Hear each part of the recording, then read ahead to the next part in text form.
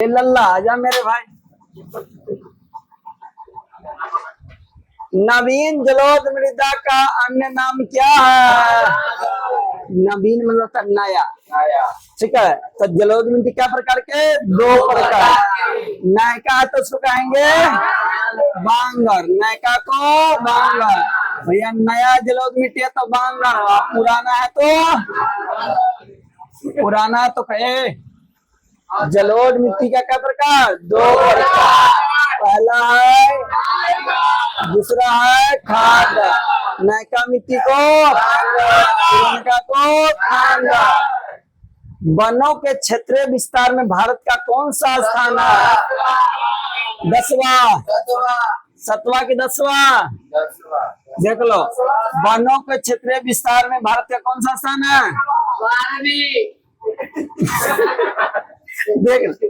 देखो वन के दृष्टिकोण यानी वन भारत में कितना, वर्ल्ड में कितना नंबर पर भारत आता है? कितना नंबर पर आता है?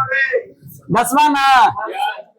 देखो समझ लो, भारत से पहले 9 गो देश आगे है जंगल में सबसे। हाँ, हम लोग 10वां नंबर पर आते, वही बोला। देखो वनों के,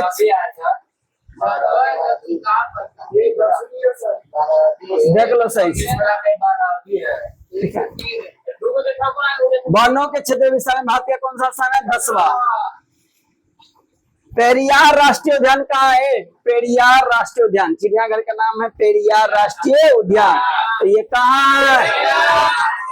उड़ीसा ना, केरल के उड़ीसा। पेरियार राष्ट्रीय उद्यान केरल में। ठीक है, पेरियार राष्ट्रीय उद्यान कहाँ है? केरल। पेरियार राष्ट्रीय उद्यान कहाँ है? केरल। भारतीय राष्ट्रीय कांग्रेस की स्थापना कब हुई? ये तो जानते हैं। भारतीय राष्ट्रीय कांग्रेस की स्थापना 1885 में। ठीक है, आगे बढ़ाओ। फ्लाइंग शटल का आविष्कार किसने किया? फ्लाइंग शटल का आविष्कार किसने किया? जॉन के ना। फ्लाइंग शटल का आविष्कार कौन किया? जॉन के। फ्लाइंग शटल का आविष्कार करने वाले हैं जॉन के। स्वेज नहर यातायात के लिए कब खोली गई? एक नहर बनाया गया स्वेज नहर, तो वहां आने जाने के लिए कब से चालू कर दिया गया? 1869। स्वेज नहर को 1869 ईस्वी में आम पब्लिक के आने जाने के लिए खोल दिया गया। ठीक है ना। न्यूनतम मजदूरी कानून कब लागू हुआ है? 1881। न्यूनतम मजदूर कानून लागू किया गया 1881। निम्न में से कौन दशेज को सार्क भी कहते हैं? दशेज को सार्क भी कहता है। 10वां सदस्य नहीं है, यानी कौन है जो दशेज का सदस्य नहीं, यानी सार्क का मेंबर नहीं है। तो कौन है जो सार्क का मेंबर नहीं है? वियतनाम ना। वियतनाम सार्क का मेंबर नहीं है। भारत भी है, भूटान भी, मालदीव भी है, ये सब सार्क का सदस्य है, लेकिन वियतनाम सदस्य नहीं है। फ्रेपट की संधि कब हुई? फ्रेपट की संधि बंगाल गजट का प्रकाशन किसने? एक पेपर है जिसका नाम है बंगाल गजट। इसको छपवाने वाले कौन थे? जे हिक्की। ठीक है, जे हिक्की। चलो आगे। जे हिक्की। हनोई समझौता हुआ था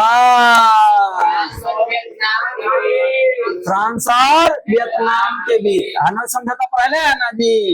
तो जो हनोई समझौता होता फ्रांस और किसके बीच? वियतनाम के बीच। जो हनोई समझौता किसके बीच? फ्रांस और वियतनाम के बीच। वर्षा ऋतु में बोई जाने वाली फसल क्या कहलाता है? अभी वर्षा ऋतु है तो अभी धान ही चला है, तो कौन फसल है? खरीफ फसल।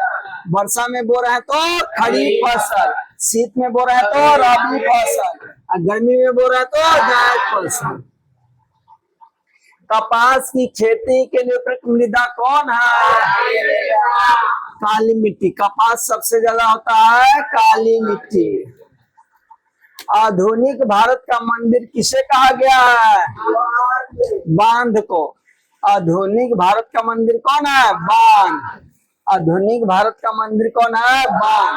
बांध को कहा गया आधुनिक भारत का मंदिर। मंदिर, ठीक है। आगे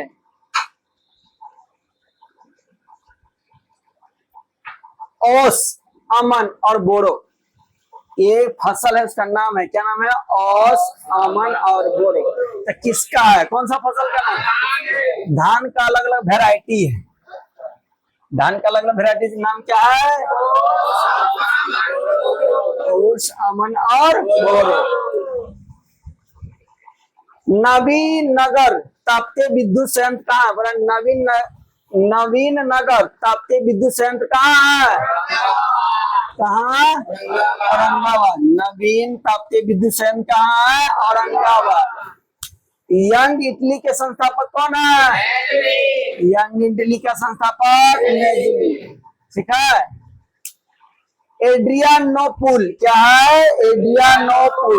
तो एड्रियानोपुल की संधि कौन किया था? तुर्की और ईरान के बीच।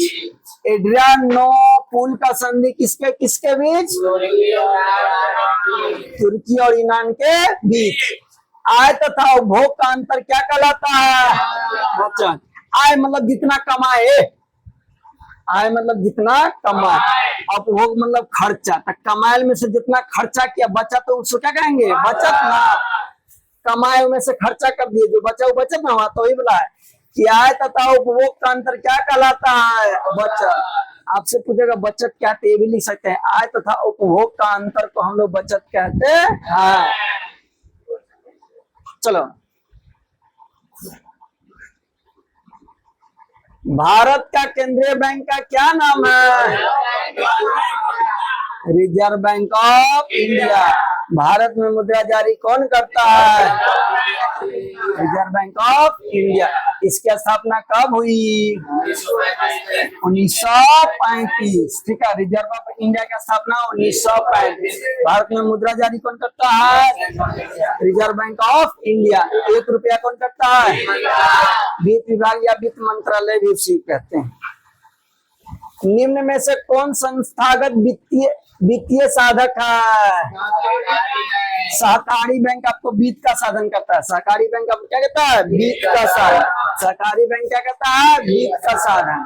सहकारी बैंक आपको क्या कहता है? वित्त का साधन करता है, वित्त देता है आपको। क्या देता है? वित्त। वित्त मतलब पैसा, कर्जा देगा आपको।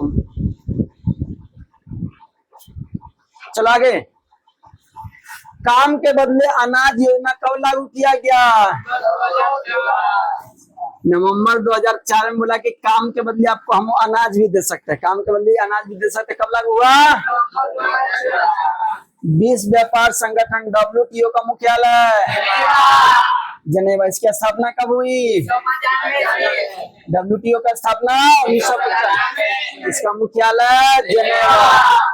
निम्न में से किसे नई आर्थिक नीति में सम्मिलित नहीं किया गया था? शामिल किया गया था है। निम्न में से किसे नई आर्थिक नीति में शामिल किया गया? तो उदारीकरण, निजीकरण, वैश्वीकरण, सभ्य को शामिल किया गया।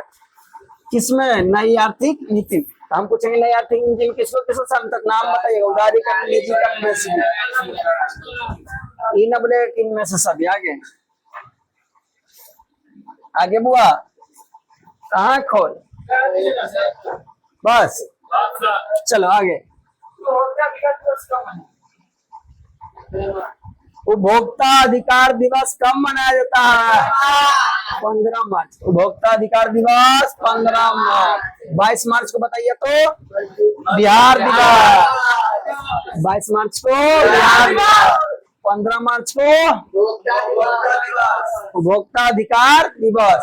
8 मार्च को बताइए। 8 मार्च को महिला दिवस। 1 मई को मजदूर दिवस, ठीक है। 8 मार्च को महिला दिवस, 1 मई को मजदूर दिवस, 15 मार्च को उपभोक्ता अधिकार दिवस, 22 मार्च को। तो हम लोग यही रहने थे। तो जय हिंद, जय भारत, जय बिहार।